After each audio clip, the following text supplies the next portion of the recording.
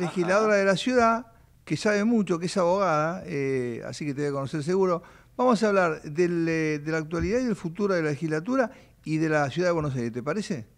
Me parece muy bien, preguntarle de paso qué opina del traspaso, porque hay mucha resistencia de los jueces nacionales, entre comillas, nacionales que terminan su jurisdicción aquí en la General Paz, y que no quieren bajo ningún concepto convertirse en jueces municipales. Pero la Corte, viste, que sigue avanzando y le dice, no, vayan al Tribunal Superior, al Tribunal Supremo de la Ciudad. Y después, si quieren, vengan acá. Para mí esta es una cosa jugada esa. Y el fallo Ferrari Levinas, colega, es ejemplar. Y vinieron otros, hace poco vino otro. Pero bueno, sí le voy a preguntar porque es un campo. Bueno, Marce, ¿con quién les toca a ustedes el fin de semana? Con el instituto. ¿Allá? Sí. Difícil. Bueno, un abrazo, Marce. Un saludo a Ñititas. Abrazo. Hinchas de Platense, campeón de Platense. Bueno, chau, gracias, Marce. Un lujazo. El decano de la sala de periodistas yo siempre cuento que ese juicio, el de la Junta, fue muy difícil, intrincado. Yo era muy pibe, pero ¿cuál era la característica que lo hacía más difícil aún? Era que no se podía grabar los testimonios. CONADEP hizo un trabajo formidable y ordenó más o menos una causa, imagínense, todos los delitos que hizo la CONADEP. Abrió un tiempo voluntad, Alfonsín, bueno, hablar de Alfonsín para mí es, me comprende la que es de la ley, ¿no? Yo le hice la última nota y estaba en su departamento de Santa Fe, el mismo de siempre, austero además, y su casa de Chacomús era la misma de siempre. No sé, ¿usted conoce alguna causa contra Alfonsín de denuncia de cohecho, vi los tinglados en su momento de los pollos de Mazorín, y está ahí, listo. Y fueron 6, no 4. Vuelvo. Entonces teníamos que escuchar los testimonios. Atrás, sobre Uruguay, estaba la Cámara Federal. Caminar todo el tribunal, que es muy largo cuando lo caminás, vos lo conocés, cuando lo caminás por adentro es largo, se hace el doble de largo, teniendo la cabeza a cargo del aborde, la noche de los lápices, con un solo sobreviviente, las causas de Tucumán, Escuela de Mecánica, Córdoba, y contarlo, porque no lo podíamos grabar, teníamos que contarlo, anotarlo. Se nos quebraban colegas, entonces vos le anotabas al otro. Y ATC grababa, que creo que ahora, la película que se hizo, 1985, ¿no? Los archivos los tiene guardados, creo que Noruega o Suecia, que guardó todo. Está todo guardado ahí, más completo el juicio. Imágenes y audio del juicio. Y enfrente, un pibe, Moreno Campo y Estracera, que se la jugaba. Y los teníamos a los comandantes que a veces venían ahí abajo, los teníamos cerquita. Pero fue muy duro porque teníamos que contarlo, no es que poníamos la grabación y listo, no. Tenemos que contar y era muy difícil llegar hasta el final. Cuando Elena Carva cuenta que tiene a su criatura en un centro de clandestino y después le hacen baldear la placenta, hay que escuchar eso, e ir a contarlo. En aquella época, donde en la calle no se hablaba tanto del juicio, estaba ahí con la inflación y por Alfonsín que lo tenían contra la pared, le daban trompadas, le hacían 18.000 paros a la CGT. Ubaldini le pidió perdón antes de morir, ¿te acordás? Le pidió disculpas por los 15 paros. Porque hoy estaría en San Cayetano haciendo paz. Pero Saúl era inimputable, pero le pidió perdón. Es me arrepentí de haber hecho 15 paros. Y estuvo bien. Bueno, está con nosotros delicioso porque recién hice un diálogo de radicales puros antes del programa. Es muy joven, para mí es una piba, sin sparring, que tiene un palmarés que te la regalo. Es legisladora de la ciudad por el radicalismo, por evolución, es abogada, militante radical ni hablar. ¿Sos de Palermo o Soy de Palermo. ¿Nacida y criada? En realidad soy nacida en Flores. Bueno, bien bien porteña, con una anécdota ahí que brevemente, hace algunos años hablabas de la CONADEP. Abuelas, la organización de abuelas, sí, que sigue buscando nietos. Yo nací en el 78, me llamaron un mediodía porque dudaban de mi identidad. Claro, porque así encuentran, buscando. Exactamente. Entonces, bueno, la realidad es que me puse a disposición rápidamente. Yo no dudaba de quiénes son mis padres, de quienes, ambos dos fallecieron. Claro, esto fue hace de 7, 4 o 5 años. ¿Hasta cuándo fue que eso buscan? ¿En qué? ¿Hasta el 78? ¿Hasta el 80 y...? No, hasta el 78, te diría abril del 78. Siguen buscando. Sí. Claro, podrían avanzar inclusive. Yo nací en marzo del 78. Bien. Y en una clínica que yo desconocía, evidentemente... Ahí está, eso era. Exactamente, había algunos cuestionamientos que, por supuesto, hace algunos años se incendió el archivo de la clínica y se perdieron varias partidas de nacimiento y demás. Como el archivo de las entradas y salidas de Rosada cuando lo matan a Nisman. Misteriosamente se quemó. Se incendió. Entonces, bueno, no quedaba otra alternativa, que no es habitual. Y por rápidamente supuesto, se aclaró porque está por el documental contraste, sí, está el documental, pero así todo lo que me pedían era que yo fuera y que hiciera la prueba. La prueba, exactamente. Porque por cotejo de contraste, digamos, claro, ¿no? Para descartar. Y por supuesto me puse a disposición. Si bien yo no tenía ninguna duda, pero bueno, la búsqueda llevó a esa situación, instancia. Inés, gracias por venir. Hay muchos temas para hablar contigo. Mira, Marcelo introdujo un tema que es apasionante. Yo soy pro autonomía de la ciudad porque soy nacido y criado. Cafiero sabía lo que hacía con la ley Mordaza. Antoñito sabía lo que hacía. Y nos abrazó y nos está costando librarnos. Hay muchos proyectos interesantes en la legislatura que además tienen una característica. No importa quién tenga la mayoría, desde hace muchos años construye consensos en la legislatura. Se ponen de acuerdo ustedes, ¿no? Sí, yo creo que la autonomía nos abraza a todos. Incluso cuando Cafiero intentó limitarla, ¿no? Claro, de alguna forma. Pero hoy nos abraza a todos sin distinción de espacios políticos. Y esto que mencionaban hace un poquito es cierto. Digo, hay cierta resistencia por parte de los jueces a nivel federal y nacional en, bueno, pasar a la Ciudad de Buenos Aires, y también eso lleva a arbitrariedades muy grandes, ¿no? Porque en el caso de los jueces laborales hay un montón que faltan designar, que los concursos...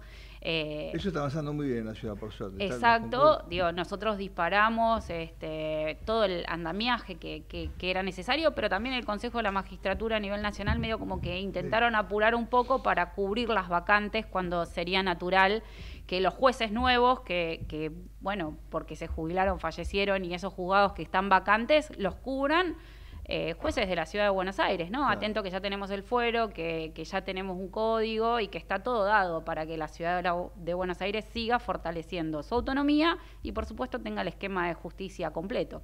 Vos tenés encabezadas varias comisiones importantes. Una es constitucional, ¿no? En la legislatura. Soy vice de Asuntos Constitucionales y soy presidente de la Comisión de Justicia.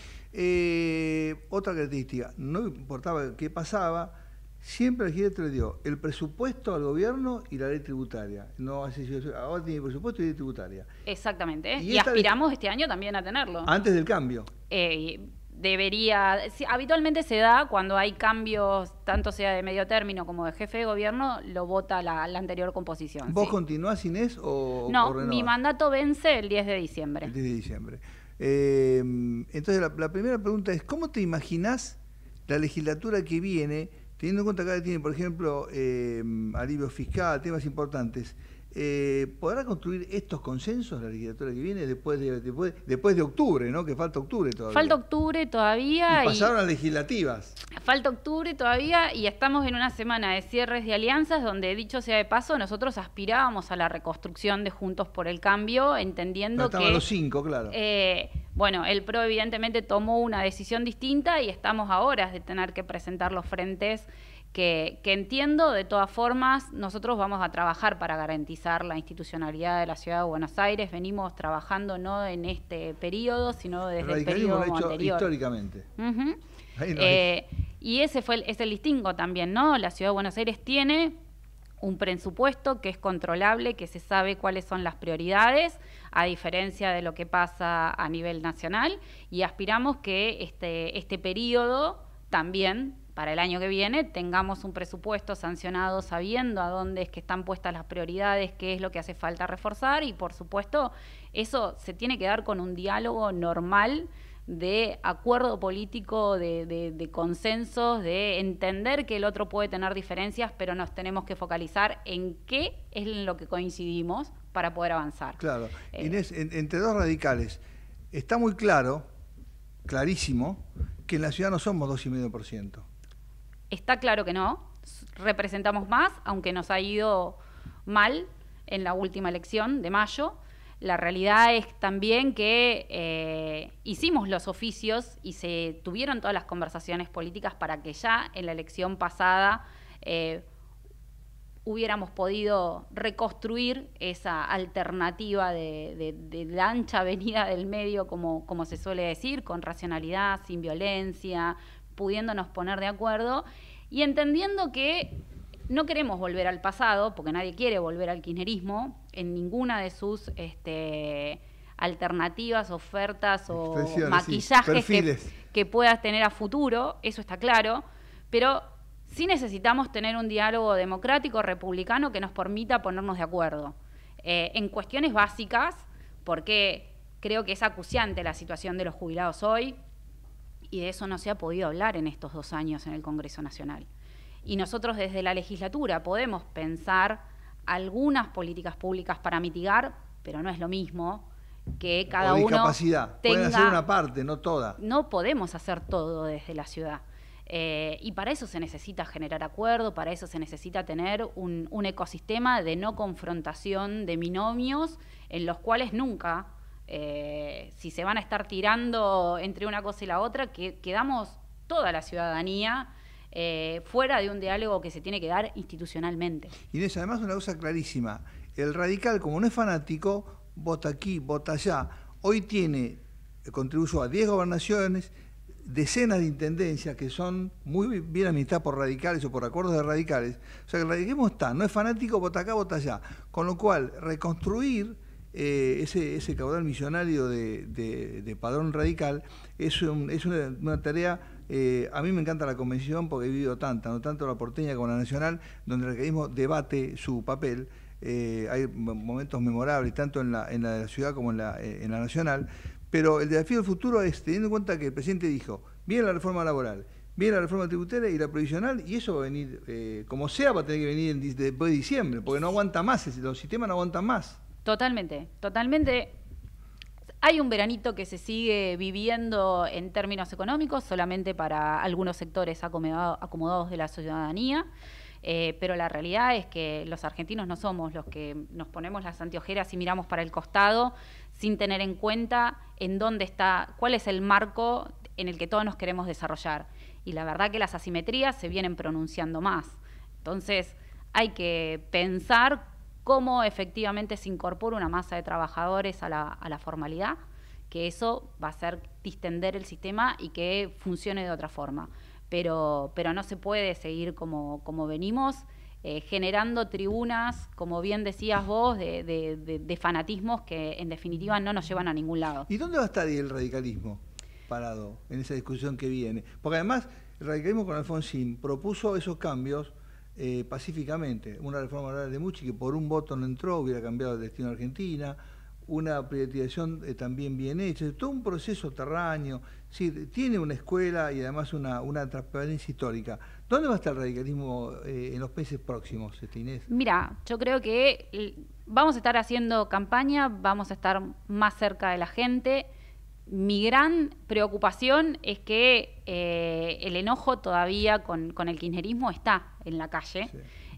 Y que ese enojo sea una veladura, sea un antifaz para no poder tener un resultado electoral óptimo para marcar esto que hablábamos, evitar la polarización, por ejemplo. Exactamente, Inés, ¿bien? Sí, gracias. Entonces, entre los populismos de derecha y de izquierda concebidos es difícil. Yo entiendo que parecería que no hay lugar para los tibios, pero no es una posición tibia construir un diálogo democrático, fortaleciendo las instituciones y entendiendo que hay que dar las discusiones de aumentar a los jubilados y ni las 14 toneladas de piedras que pasó en el gobierno de Macri, pero tampoco esto de una fórmula que no se ajusta por inflación, aunque la inflación sea poca, pero sigue estando. Claro, buscar las partidas sin generar déficit, de la cual puede salir un pedacito para los discapacitados, un pedacito, digamos, sin generar déficit. Es inconcebible que el gobierno nacional no tenga presupuesto y que el último presupuesto sancionado sea de hace 2 años atrás. Estamos con presupuesto de Alberto. De Alberto. No sabemos dónde están las prioridades, no sabemos dónde la están gastando. O sí, en la CIDE, compartidas, como antes hacía el gobierno kirchnerista con la pauta, hoy va a la CIDE y Dios sabe en qué, o sí, sabemos, digo, podemos intuir en qué la ponen, pero digo, eso no está bien. Y generar monstruos y cucos en seguir insistiendo con que se generaría más o menos alivio fiscal o más o menos, digo, es inconcebible. Claro, de la misma puede haber forma... una propuesta. El presidente dice, propongamos en algún lugar, algún alquimista puede encontrar la partida. Y ahí te pregunto, de cara al futuro, se viene un desafío muy grande y es, por ejemplo, hay sectores, entre ayer y en las últimas 48 horas, un grupo de mineras anunció por RI 17.000 millones de dólares en cobre, plata y oro. Y ayer PAE anunció una inversión de 15.000 millones de dólares en 2 barcos transformadores de gas para exportar gas. O sea, que hay sectores que están muy fuertes, pero hay que preparar la mano de obra, la capacitación. El desafío que viene es muy grande para adelante. El desafío que viene es grande y seguimos transitando las mismas... Nada de eso tiene industrialización real. Mandamos la tierra, mandamos el barro y todo sale sin proceso. Que finalmente viene en barco y no la planta. Claro. Esa es una situación a atender porque, en definitiva, los recursos naturales son finitos. En algún momento se terminan. Claro, hay no renovables. Claro. Digo, son no renovables. Eso por un lado. Y todo eso también sin control. Porque la Auditoría General de la Nación, que tiene que controlar el universo del gobierno nacional, solamente tiene designado su presidente. El resto de los auditores que se integran por la diversidad que componen el Congreso Nacional, digo, no ha habido los acuerdos pertinentes. Recordemos que hay una interna y una externa, ¿no? La auditoría es el control externo del gobierno. Es un órgano de asistencia del Congreso Nacional que, por la falta de sesiones, por la falta de acuerdo político, por supuesto que es un terreno que le conviene muchísimo al presidente. Ningún presidente quiere ser controlado. Entonces, invito a pensar cuáles son las diferencias que tenía con el anterior presidente nacional. Inés, como porteña así creada, hablar a los porteños que quieren, menos presión fiscal, que por supuesto reclaman altos estándares de educación, de servicios. Bueno, el 27 es el último año con colectivos con combustibles sucios. ¿Qué futuro? ¿Qué tenemos que discutir en la ciudad? Mira, a mí me gustaría rediscutir el contrato de basura. Bueno, ese es un tema. Es un tema. Esta semana también hubo declaraciones de varios lados, pero... Además no hay más lugar en Norte 13, Es el último, quedan celditas para 5 años. Por eso, hace rato que la Ciudad de Buenos Aires tendría que haber efectivamente cumplido con la ley de basura cero. Y es la que tiene mejor desempeño. Es la que tiene mejor desempeño, estaba bien pensada en su momento, pero hay parte de la ejecución que no va. Casi sumaron 50 partidos del conurbano, además. No, y además, pensar que la ciudad se puede separar en origen fue una mirada muy buena, pero claramente faltado acompañamiento en la ciudadanía, porque al día de hoy, casi 20 y pico de años después de la sanción de esa ley, en definitiva... Tenemos contenedores negros y verdes. Tenemos campanas y no. y cuando vos ves, muchas veces en el negro, que es el de la basura, y digo basura entre comillas. Claro, los húmedos. Los húmedos, hay materiales que son reutilizables, además que con el sistema de tolvas se pensó en una política pública para mitigar una realidad, pero... no se la pensó integralmente porque gran parte de las bolsas que utilizan los consorcios no entran, dificulta el tirado de la basura. Con las cooperativas, o sea, están los encargados metidos, tienen hasta un plus los encargados. Claro, yo soy apasionado. Entonces no creen, y yo he visto el proceso y te aseguro que se paran y tenemos áridos, la planta de áridos, pero la gente todavía, así como el cinturón, nadie no se lo pone, nos falta con ese tema. Totalmente, totalmente. Y ahora yo lo que estoy notando es que hay mucha más basura alrededor de los contenedores. Entonces, eso tampoco ayuda a la recolección y tampoco existe que a esta altura la ciudad no tenga una recolección diferenciada. No hace falta levantar todos los días la basura. Sí hay que generar un sistema que existe en el mundo desde hace mucho tiempo, que cuando el tacho está lleno lo recambiás y entonces vos podés tener un mapeo en donde vas a necesitar una mayor frecuencia para levantar los tachos negros y quizá cuando no tenés tanta frecuencia podés levantar las campanas. Hay ciudades en el mundo que premian cómo se para la gente y cómo maneja los residuos. Entonces hay que volver a mirarlo en profundidad porque esto está trayendo muchos problemas. Entonces que es multicausal también. Y además ¿no? una cosa que te hacen notar los expertos, que yo he cursado tantos posgrados, que a la ciudad entran por día millones de personas que dejan algo. El doble. Claro. El doble. Entonces, de los que vivimos en la ciudad. A ninguna ciudad entramos 3 millones de tipos adicionales a dejarle basura, papelito, caramelito, hojita, apunte. Bueno, pero ojo, también dejan parte de su producción, consumen en la ciudad, entonces... Digo, no es que nos vienen, nos ensucian y se van, no. ¿Te gusta la el tratamiento térmico de la basura para generar energía y procesarla, en lugar de enterrarla en muchas o ciudades, de disponerla? En muchas ciudades del mundo eso funciona muy bien. Entonces, yo no soy dogmática, creo que bien controlado, si el problema son los gases que emiten, si el problema, bueno, controlémoslo, veámoslo, cuáles son el mejor estándar, ya... Muchas de esas plantas de termovalorización ya tienen más de 10, 15 años en el mundo y seguramente debe haber ajustes que deben haber hecho a ese sistema. Te cuento una cosa que pocos saben. Haciendo un curso en SEAM-CEUCA de residuos sólidos, descubrí lo siguiente.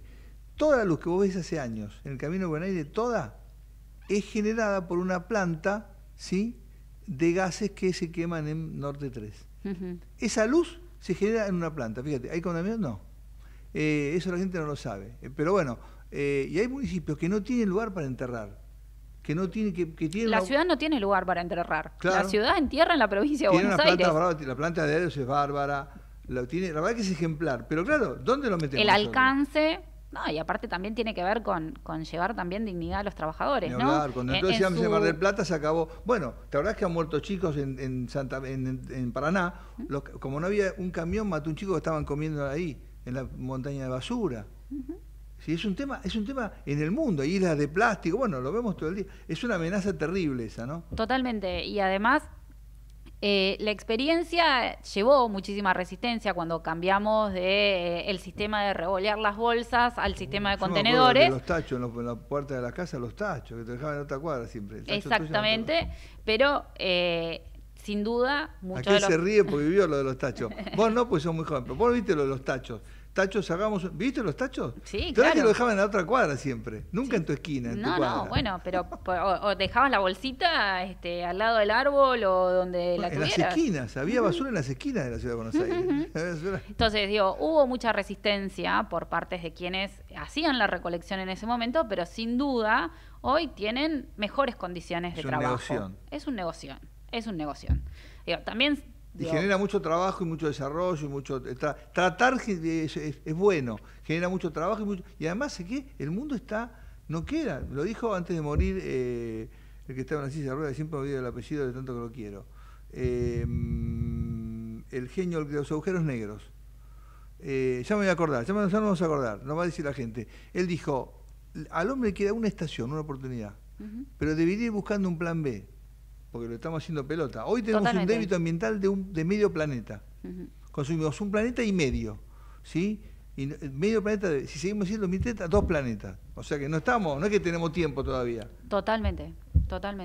Pero hay que generar conciencia, porque en definitiva, entre el papel que se tira en la calle o lo que uno consume, todos entendemos que el mejor residuo es el que no se genera, pero no hay tal conciencia colectiva todavía. Inés Parry es legisladora de la ciudad por el radicalismo Evolución. Inés, ¿cómo viviste vos la exacción brutal que hizo Alberto de Fondo de la Ciudad y este proceso ahora de devolución, de normalización y el futuro de la coparticipación que está pendiente desde el 98, desde Paraná Santa Fe? ¿Cómo ves eso? Porque eso es un tema que se nos va a venir, digamos. Sí. Lo veo igual. Fíjate los gobernadores, ¿no? Sí, que están... lo veo igual. Lamentablemente es otro de las similitudes. No veo que la ciudad pueda disponer de la coparticipación y la deuda de la coparticipación. Más de un 20 y dan un 1,5.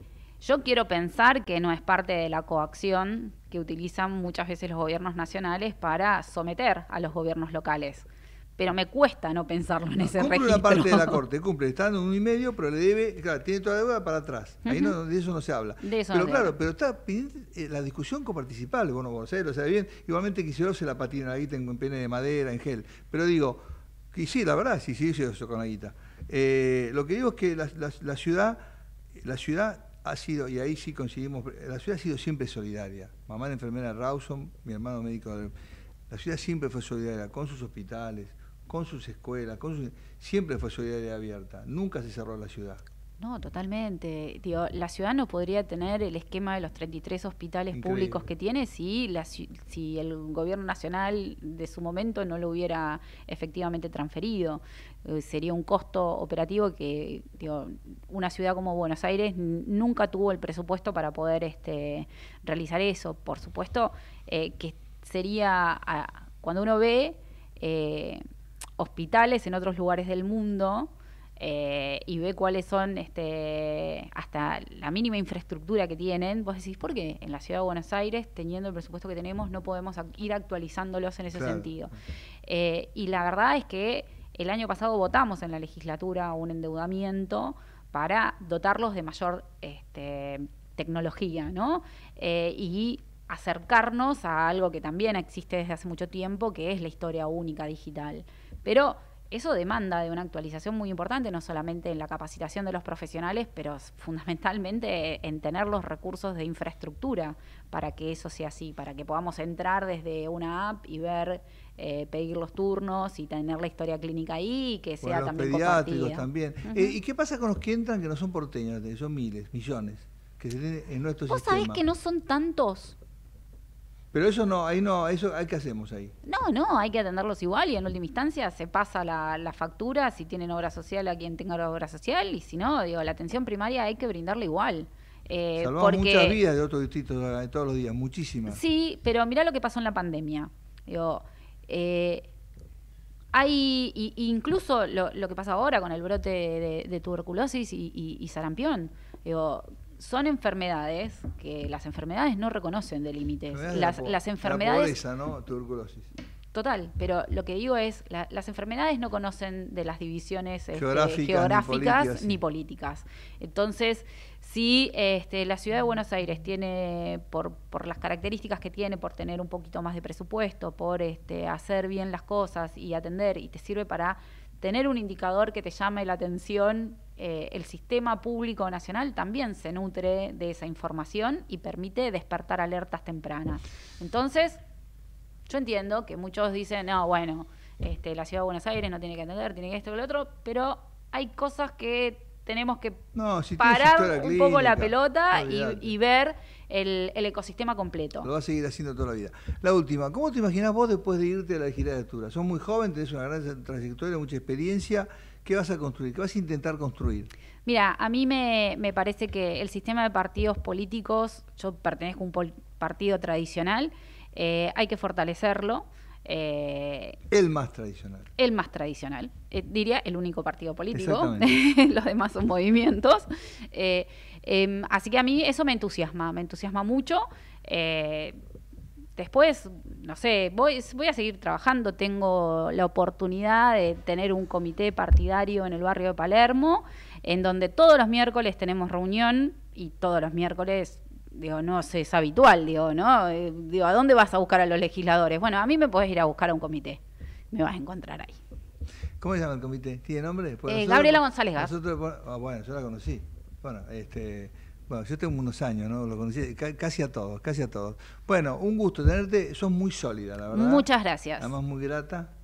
Y siempre es un gusto conversar con usted. Y los legisladores tienen una gran tarea, porque la ciudad es muy rica, ¿no?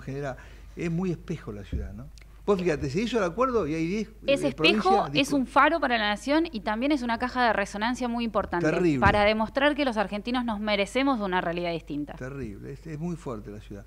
Inés, un gustazo tenerte acá. Muchísimas gracias. Y bueno, estas semanas van a ser muy atractivas. Va a ser una Vamos a estar mirando Buenos Aires en septiembre. ¿Qué cosa Buenos Aires, no? ¿Daremos vuelta a la taba algún día ahí? Vamos a tratar de una vez más... ser el ejemplo para el resto del país que podemos transitar y reconstruir con tranquilidad, con mesura, sin insultos y sin agravios, una Argentina mejor. Y ves una legislatura que busque eso, que haga eso. Totalmente. La que viene, digo, la que se eligió ahora. Espero que sí, van a tener una fuerte tarea, compañeros de bancada de mi partido, en tratar de promover ese diálogo institucional que se necesita. Claro, que es un legado que ustedes le dejaron, ¿no? totalmente. Esperemos Ojo. que sea así, esperemos que sea así. Inés, un gustazo tenerte. Muchísimas gracias. Muchas gracias. Buen fin de semana para Igualmente. vos. Gracias. Inés Parri, legisladora del radicalismo, Evolución aquí en la ciudad. Lo sólida que es, ¿no? Y es, como diría alguien, es una piba.